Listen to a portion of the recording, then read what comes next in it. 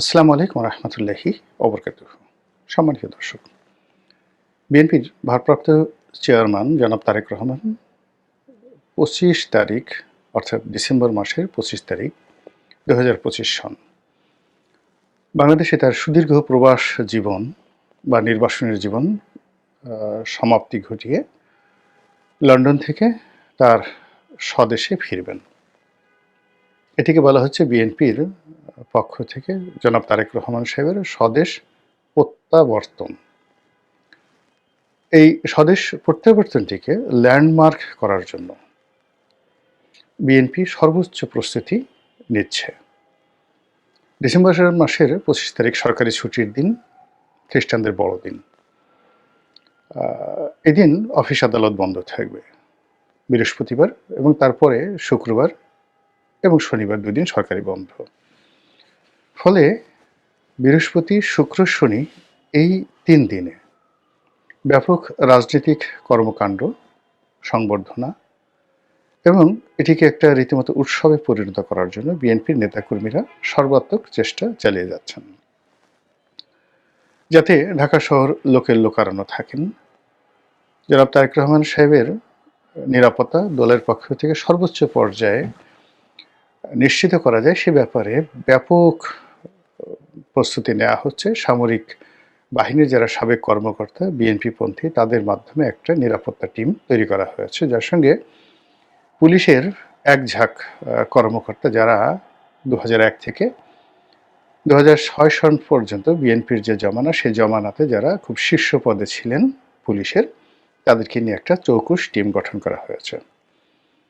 এদিকে জনাব তারেক রহমান সাহেবের যে ফ্লাইট, এটিকে ভিভিআইপি ঘোষণা করে সেই ফ্লাইটটিতে যারা থাকবেন তাদের যথাযথ নিরাপত্তা, এয়ারপোর্টে তাদের সম্মান প্রদর্শন, এবং বলা হচ্ছে যে রাষ্ট্রের যে সর্বোচ্চ সিকিউরিটি এসএসএফ, সেই সিকিউরিটি প্রোটোকল, এসএসএফ প্রোটোকল জনাব তারেক রহমান সাহেবকে দেওয়া হবে।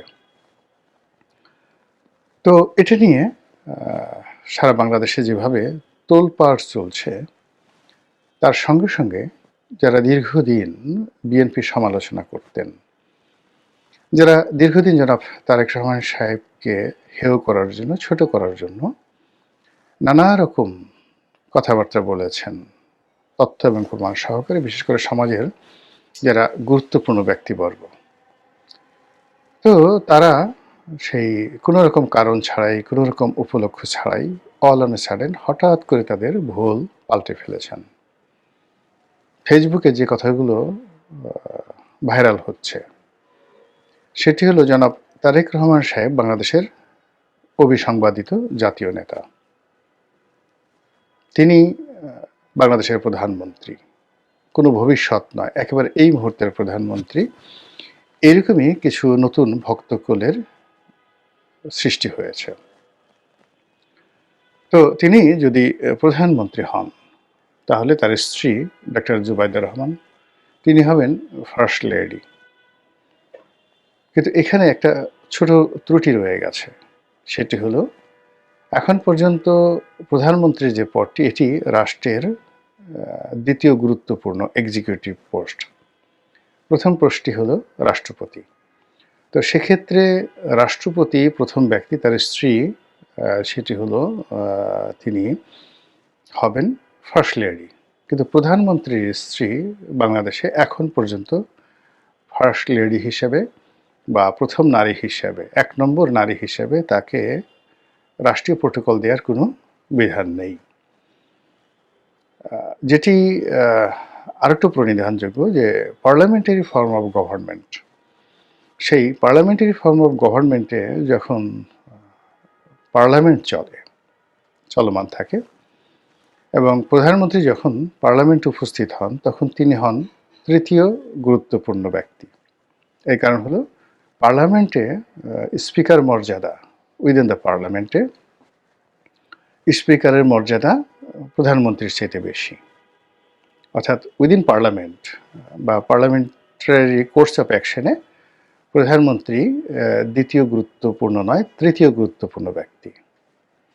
আবার প্রধানমন্ত্রী একজন যদি সংসদ সদস্য হন এবং সেই সংসদ সদস্য হিসেবে তিনি যদি সংসদীয় কমিটিতে উপস্থিত থাকেন, সেটা প্রধানমন্ত্রী হিসেবে কিংবা সংসদ সদস্য হিসেবে অথবা ধরুন কেউ মন্ত্রী হিসেবে, সেক্ষেত্রে ওই কমিটিতে, পার্লামেন্টারি কমিটির বৈঠকে যিনি যাকে বলা হয় সভাপতিত্ব করবেন, তিনি প্রথম ব্যক্তি। এবং পরবর্তীতে অন্যান্য যারা থাকবেন তারা সবাই ইকুইভ্যালেন্ট, মানে মন্ত্রী বলেন, এমপি বলেন, অন্যান্য যারা বলেন সবাই সমান, এবং তিনি পার্লামেন্টারি কমিটির প্রধান ব্যক্তি। আবার যখন সংসদ চলে, মানে সংসদের যে হাউস রয়েছে, সেই হাউজে সুপ্রিম লিডার হলেন স্পিকার, আর প্রধানমন্ত্রী এবং অন্যান্য যারা সংসদ সদস্য রয়েছেন তারা সেম ক্যাটাগরিতে প্রোটোকল পাবেন, মানে তারা সবাই কলিগ, একে অপরের সমান মর্যাদার সম্পন্ন। এতে 19-20 নেই, এটা হলো সংসদীয় প্রোটোকল। কিন্তু যদি সেই কোনো সংসদীয় রীতিনীতির মধ্যে সংসদের বাইরে চলে আসেন, হাউজের বাইরে চলে আসেন, সেখানে প্রধানমন্ত্রী সেই দ্বিতীয় গুরুত্বপূর্ণ, আর স্পিকার তৃতীয় গুরুত্বপূর্ণ পার্লামেন্টারি সিস্টেমের মধ্যে। আর সরকারের যে এক্সিকিউটিভ বিভাগ রয়েছে, সেই এক্সিকিউটিভ বিভাগে তিনি রাষ্ট্রপতির পরে দ্বিতীয় গুরুত্বপূর্ণ ব্যক্তি, এরপরে হলো প্রধান বিচারপতি। তো এভাবেই আসলে সিস্টেমটি কাজ করছে। তো সেক্ষেত্রে জনাব তারেক রহমান সাহেবকে যারা প্রধানমন্ত্রী মনে করছেন, কোনো অবস্থাতেই তার স্ত্রী এই প্রোটোকলে ফার্স্ট লেডি হবেন না। ফার্স্ট লেডি হতে হলে তারেক রহমান সাহেবকে রাষ্ট্রপতি বানাতে হবে, অথবা সরকার ব্যবস্থাকে, যাকে বলা হয় পার্লামেন্টারি ফর্ম অফ গভর্নমেন্ট থেকে এটাকে নিয়ে যেতে হবে প্রেসিডেন্সিয়াল ফর্ম অফ গভর্নমেন্টে। তো এই ছোট্ট একটা ভুল অনেকের হয়ে যাচ্ছে, এটা আবেগের কারণে হয়ে যাচ্ছে। কিন্তু একটা বিষয় না বললেই নয়, সেটি হলো জনাব তারেক রহমান সাহেব এবং বিএনপিকে কেন্দ্র করে যে তেলবাজি চলছে এবং যে ধরনের প্রশংসা, অপ্ত বাক্য করা হচ্ছে, আলটিমেটলি এটা বিএনপির জন্য ভয়ানক। এর কারণ হলো, প্রশংসা এমন একটা জিনিস, এটি শুনতে ভীষণ রকম ভালো লাগে, অসাধারণ ভালো লাগে। আর আপনি যদি খুব বেশি মাত্রায় কারো প্রশংসা করেন, তো তার মধ্যে এক ধরনের জিহান তৈরি হয়ে যায়, এক ধরনের ইনসানিয়াত তৈরি হয়ে যায়, এবং সেই জিহান এবং ইনসানিয়াতের কারণে সেই লোক তার সমালোচনা কোনো অবস্থাতেই সহ্য করতে পারে না, গ্রহণ করতে পারে না। তো এই যে আমরা যারা প্রশংসা করি, তারা মূলত একটি মানুষকে এমন একটা জায়গাতে নিয়ে যায় যে তিনি তার বিরুদ্ধে, তার সরকারের বিরুদ্ধে, তার পরিবারের বিরুদ্ধে ন্যূনতম, যাকে বলা হয় সমালোচনা, সহ্য করতে পারেন না। বোঝার চেষ্টা করুন যে Adolf Hitler was one of the finest Democratic leader. তার ক্ষমতা গ্রহণের একেবারে প্রথম 1-2 বছরে তার মতো ডেমোক্রেটিক, তার মতো জনপ্রিয় নেতা পুরো ইউরোপে ছিল না। একইভাবে মুসোলিনি, যাকে ফ্যাসিস্টদের জনক বলা হয়, তিনি একজন সাংবাদিক ছিলেন। আজকের যে আমার দেশ সম্পাদক, যাকে মজলুম সাংবাদিক বলা হয়, ঠিক এইরকম ইটালির রাজনীতিতে মুসোলিনি একজন মজলুম সাংবাদিক ছিলেন। সেই মজলুম সাংবাদিক থেকে তিনি যখন জনপ্রিয়তার শীর্ষ পর্যায়ে পৌঁছে ইটালির রাষ্ট্র ক্ষমতায় এলেন, এরকম প্রশংসাকারীদের কবলে পড়ে ধীরে ধীরে ধীরে ধীরে তিনি ফ্যাসিস্টে রূপান্তরিত হলেন। তো সেই দিক থেকে জনাব তারেক রহমান সাহেবকে নিয়ে যারা অতিরিক্ত প্রশংসা করছেন, তার পরিবারকে নিয়ে যারা অতিরিক্ত প্রশংসা করছেন, তারা কিভাবে সর্বনাশ ঘটাচ্ছেন তার একটা জ্যান্ত উদাহরণ দেই। যেমন ধরুন, জনাব তারেক রহমান সাহেবের স্ত্রী ডাক্তার জুবাইদা রহমান, তিনি এয়ারপোর্ট দিয়ে যাচ্ছিলেন। তো সববারই কিন্তু তার যাতায়াতের যে বিষয়টি, এটি একটা নির্দিষ্ট সার্টেন লিমিট পর্যন্ত ক্যামেরায় এসেছে। এইবার কে বা কারা তার সেই যাত্রাপথটিকে, তিনি যে যাচ্ছেন, এটিকে লাইভ ফেসবুকে লাইভ প্রচার করেছে।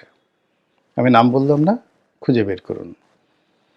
তো সেই প্রচারের মধ্যেই দেখা গেল যে জুবাইদা রহমান, তিনি তার যে ব্রিটিশ পাসপোর্টটি, তিনি ইমিগ্রেশনের যে কাউন্টার, সেই কাউন্টার পার হয়ে যখন তিনি এয়ারক্রাফটে উঠবেন, বোর্ডিং ব্রিজে উঠবেন, তো বোর্ডিং ব্রিজের আগে একটা চূড়ান্ত যাকে বলা হয় চেক আপ হয়। তো তিনি যখন সেই চেক আপের জন্য সেখানে সেই পাসপোর্ট দিলেন, অমনি সবার সামনে উন্মুক্ত হয়ে গেল যে doctor Zubaidur Rahman British passport holder. এটি আগামী নির্বাচনে কিভাবে যে জামাতের লোকজন বাজাবে এবং বিএনপি বিরোধীরা এই যে তার বিরুদ্ধে যে সকল শব্দ প্রয়োগ করবে, এটি কল্পনাই করা যায় না। বোঝার চেষ্টা করুন যে সজীব ওয়াজেদ জয় ঠিক এই ক্ষমতা হারানোর পর তিনি মার্কিন পাসপোর্ট নিয়েছেন। এর আগ পর্যন্ত কিন্তু তার বাংলাদেশি পাসপোর্ট ছিল।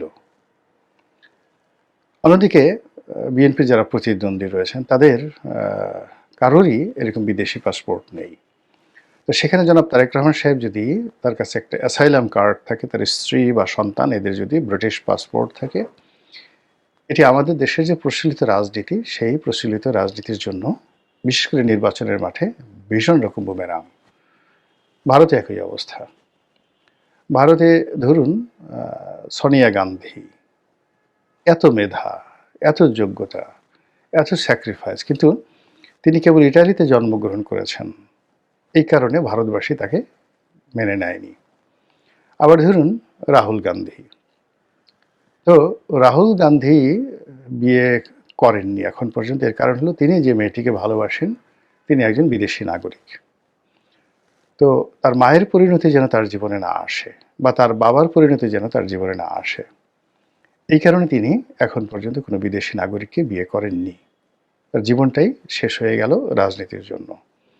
তো ভারতের মতো একটা আল্ট্রা মডার্ন সোসাইটি, যা কিনা গত 30 বছরে এতটা বিবর্তিত হয়েছে যে তাদের গণতান্ত্রিক বিধি ব্যবস্থা, রাষ্ট্রীয় কাঠামো, সুশাসন এবং জবাবদিহিতা এবং সামরিক সক্ষমতা, এটি প্রথম যাকে বলে বিশ্বের যে সভ্যতম 10-12টি দেশ ওই পর্যায়ে।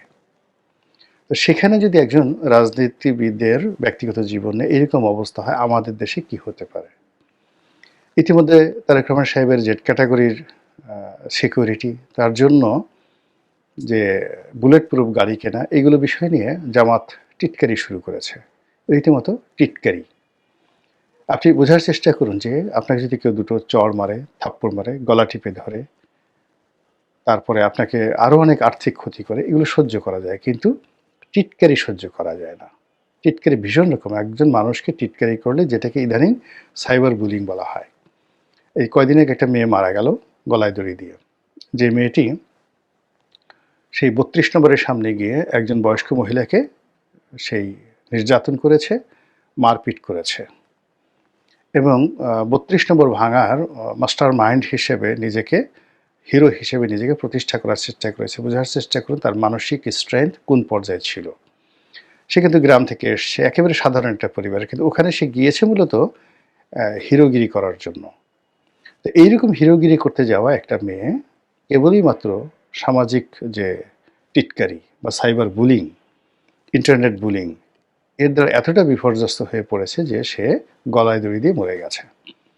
তো এখন জনাব তারেক রহমান সাহেব এবং বিএনপিকে নিয়ে জামাতের যে টিটকারি, সেই টিটকারি কিন্তু শুরু হয়েছে, এবং উনি বাংলাদেশের মাটিতে পাড়া দেওয়ার সঙ্গে সঙ্গে প্রতিটি পদক্ষেপে জামাতের যারা বড় বাহিনী আছে তারা কোমরে গামছা বেঁধে জলে স্থলে অন্তরিক্ষে, আওয়ামী লীগকে বাদ দিয়ে জনাব তারেক রহমান সাহেব তার পারিবারিক জীবন, তার রাজনীতি নিয়ে যে টিটকারিগুলো শুরু করবে, এটা বিএনপি যাকে বলা হয় বিএনপিকে রীতিমতো পর্যদস্ত করে ফেলবে, বিএনপির সর্বনাশ ঘটিয়ে ফেলবে।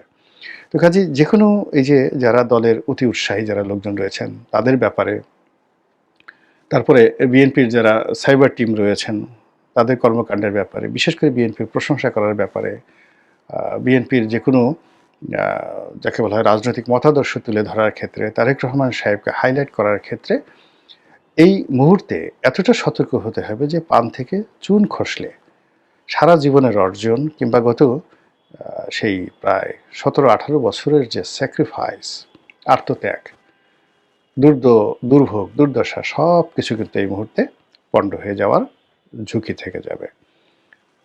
আপনারা সেই হরপ্রসাদ শাস্ত্রীর বিখ্যাত তেলের কথা শুনেছেন। আর শেখ হাসিনার জমানাতে সাংবাদিক সম্মেলনে কি ধরনের তেল দেওয়া হতো সেটা আপনারা সবাই দেখেছেন। আপনারা যতই বিরক্ত হন না কেন, কিন্তু ওই যে সাংবাদিক সম্মেলনে যে তেলের মানে যাকে বলে ড্রাম নিয়ে সাংবাদিকরা উপস্থিত হতেন গণভবনে, ওটার জন্য কিন্তু শেখ হাসিনা শেষের দিকে একেবারে উন্মুখ হয়ে থাকতেন। এটা তার জন্য একটা মানসিক প্রশান্তি ছিল এবং এটা তার জন্য একটা বিরাট যাকে বলা হয় একটা অ্যাক্রিডেশনের ব্যাপার ছিল। ফলে তিনি বিদেশে যেতেন, এসেই এই অনুষ্ঠান করার জন্য রীতিমতো পাগল হয়ে যেতেন এবং তিনি তার দুঃখ ভোলার জন্য, কষ্ট ভোলার জন্য, অপমান ভোলার জন্য এই তেলবাজদের আশ্রয় নিতেন তিনি। এবং এটা হয়তো 2012 সনে তার ছিল না, কিন্তু ধীরে ধীরে ধীরে ধীরে এটা একটা তার রোগে পরিণত হয়ে যায়, যেটাকে আপনাকে বলছিলাম ইনসানিয়াতের জিহান, এটা পরিণত হয়ে যায়। এখন তারেক রহমান সাহেব বিদেশে আছেন খুব সীমিত আকারে, মানে ইন্টারনেটের মাধ্যমে তিনি অনেক প্রশংসা পাচ্ছেন, কিন্তু যখন বাংলাদেশে আসবেন, আসার পর যদি আমরা অতিমাত্রায় তৈলমর্দন করতে থাকি, তাহলে তিনি তার অতীতের যে ভুল ত্রুটিগুলো ছিল, যেগুলোর ব্যাপারে তিনি সিদ্ধান্ত নিয়েছেন যে এগুলো আর যেন আগামীতে না হয়, তিনি ঘুরে দাঁড়ানোর চেষ্টা করছেন। এই জিনিসগুলো তিনি ভুলে যাবেন এবং তার মনে হবে হি ওয়াজ রাইট। আপনি চিন্তা করুন যে ডক্টর এস টি ইমাম, আল্লাহ তাকে ক্ষমা করুন, তিনি মরে গিয়েছেন। One of the brilliant officer ছিলেন, সিএসপি অফিসার ছিলেন, সরকারের অতি গুরুত্বপূর্ণ সবচেয়ে বড় পদ ক্যাবিনেট সচিব। সেই ক্যাবিনেট সচিব ছিলেন বঙ্গবন্ধুর জামানাতে। আর খন্দকার মোশতাককে সেই ক্যাবিনেট সচিব রূপে তিনি শপথ পাঠ করিয়েছেন। বুঝার চেষ্টা করুন। তো তার মতো মানুষ যখন শেখ হাসিনার সামনে দাঁড়িয়ে হাত কাঁচুমাচু করে তারপরে মাথা নুইয়ে যখন বলতেন sir you are right, Sheikh হাসিনাকে স্যার বলাটা তিনি শুরু করেছিলেন। তো বোঝার চেষ্টা করুন, তখন কিন্তু আসলে মাথা ঠিক থাকে না যে কোনো লোকেরই, রাজনৈতিক যারা নেতৃবৃন্দ রয়েছেন, যে এরকম একজন জ্ঞানী গুণী পণ্ডিত ব্যক্তি তিনি আমার আনুগত্য দেখাচ্ছেন, প্রশংসা করছেন, আর একজন ইউটিউবার, একজন রাজনীতির কর্মী, একজন পত্রিকার কলাম লেখক কিংবা টকশোর একজন বক্তা আমার সমালোচনা করছে, কত বড় সাহস, ওর গালের উপর দুই গালে দুটো চড় বসিয়ে দাও। এটা স্বাভাবিক ব্যাপার। এখন চিন্তা করুন যে যে তারেক রহমান সাহেবকে যুবরাজ হিসেবে প্রথম আলো ডেইলি স্টার বাংলাদেশে প্রতিষ্ঠা করে ফেলেছে, তার বিশ্রী রকম কার্টুন এঁকে তাকে মিস্টার 10% রূপে, সন্ত্রাসের গডফাদার রূপে, হাওয়া ভবনের সাম্রাজ্যের যাকে বলা হয় অঘোষিত সম্রাট রূপে এই প্রথম আলো ডেইলি স্টার তাদেরকে যেভাবে তারেক রহমান সাহেবের চিত্র অঙ্কন করে ফেলেছে, সেই প্রথম আলো ডেইলি স্টার যখন তারেক রহমান সাহেবের স্বদেশ প্রত্যাবর্তন হয়নি তার আগে একটা প্রস্তুতি সভা সেখানে উপস্থিত হয় এবং উপস্থিত হয়ে যে কথাগুলো বলে, খুব ইন্টেলেকচুয়ালি বোঝার চেষ্টা করুন যে আপনারা ক্ষমতায় আসবেন, ফার্স্ট ক্ষমতায় আসবেন, সেকেন্ড হলো তারেক রহমান সাহেব প্রধানমন্ত্রী হবেন এবং তার সরকারে যেন আমরা সমালোচনা করতে পারি সেই বিষয়টা দয়া করে আপনারা দেখবেন। এরপরে যিনি যারা বললেন যে তুলনামূলকভাবে বিএনপির যে জমানা সেটা 1991 থেকে 96 আর 2001 থেকে 2006, যেটি মতিউর রহমান সাহেব মাহফুজা আনন্দের স্বর্ণ সময়, তারা স্বীকার করতে বাধ্য হচ্ছেন যে তারা এই সময়টিতে তুলনামূলকভাবে ভালো ছিলেন। তো এই যে বক্তব্য তাদের মুখ থেকে, এখন সেটা তারা ইন্টেলেকচুয়ালি করাপশন করেছেন কিনা এটা আল্লাহ জানেন আর তারা জানেন। তারা যদি অনুশোচনা বোধ করে ঠিক কথাগুলো বলে থাকেন সেটা ভিন্ন প্রসঙ্গ, কিন্তু আমার কাছে সেটা মনে হচ্ছে না। তারা এই যে তাদের মুখ থেকে যে প্রশংসাগুলো করা হয়েছে, এই প্রশংসার ফলে কি হলো, তারেক রহমান সাহেব এবং বিএনপির মাথা খারাপ হয়ে যাবে নিঃসন্দেহে। এবং এখানে তাদের আর একজন মুখপাত্র আছেন, সমকালের সম্পাদক জনাব একে আজাদ সাহেব। মূলত তিনি সম্পাদক মানে মালিক পরিষদ, নোয়াব, তারপর সংবাদপত্র পরিষদ যেটা, সেটার কর্তা ব্যক্তি। কিন্তু তার দুটো পরিচয় হলো, তার মধ্যে ১ নম্বর পরিচয় তিনি দেশের একজন শীর্ষ ব্যবসায়ী, আর ২ নম্বর পরিচয় হলো তিনি রাজনীতিবিদ হতে চান। ভালো একজন রাজনীতিবিদ হতে চান। সেই রাজনীতিবিদ হওয়ার জন্য পত্র-পত্রিকাটিকে তিনি বা তার যে মিডিয়া হাউসকে তিনি এখানে একটা অক্সিলারি ফোর্স, সাহায্যকারী একটা শক্তি হিসেবে ব্যবহার করতে চাচ্ছেন। ফলে কি হলো, তিনি সব জায়গাতেই একটা লিবারেল ভূমিকা পালন করেন। যাকে বলা হয় ডিপ্লোম্যাটিক ভূমিকা পালন করেন। তো তিনি সেই তারেক রহমান সাহেবকে উদ্দেশ্য করে যেটি বলেছেন, সেটি হলো, দেখুন এখানে যারা এসছে মানে জনাব মাহফুজ সাহেব এবং জনাব মতিউর রহমান, তারা কোনো রাজনৈতিক দলের দাওয়াতে যান না। আপনাদের এখানে এসেছেন, এজন্য তাদেরকে ধন্যবাদ জানাই। আবার জনাব মতিউর রহমান সাহেব তিনি এবার বলেছেন যে তিনি একাধিকবার জনাব তারেক রহমান সাহেবের সাথে বৈঠক করেছেন তিনি যখন ক্ষমতায় ছিলেন। বেগম জিয়ার সঙ্গে বৈঠক করেছেন। এই বিষয়গুলো দিয়ে মানে আপনি বোঝার চেষ্টা করুন যে একেবারে উচ্চ মার্গের ঘি মর্দন থেকে শুরু করে এই যে ইন্টারনেটে যারা সাধারণ তাদের যে তৈলমর্দন, এটি তারেক রহমান সাহেব বাংলাদেশে পা দেওয়ার আগেই এই ঘটনাগুলো যেভাবে ঘটছে, স্বয়ং আল্লাহ যদি তারেক রহমান সাহেবকে এবং বিএনপিকে হিকমত দান না করেন, তাহলে এই তেল থেকে মানে কামানের গোলা থেকে রক্ষা পাওয়া যায়। যে কোনো আক্রমণ থেকে, আততায়ীর আক্রমণ থেকে রক্ষা পাওয়া সম্ভব, কিন্তু তেলের যে যন্ত্রণা, তেলের যে তেলবাজি, এর থেকে রক্ষা পাওয়া যায় না। আল্লাহ বিএনপিকে হেদায়েত দান করুন। আসসালামু আলাইকুম রহমতুল্লাহি ওয়া বারাকাতুহু।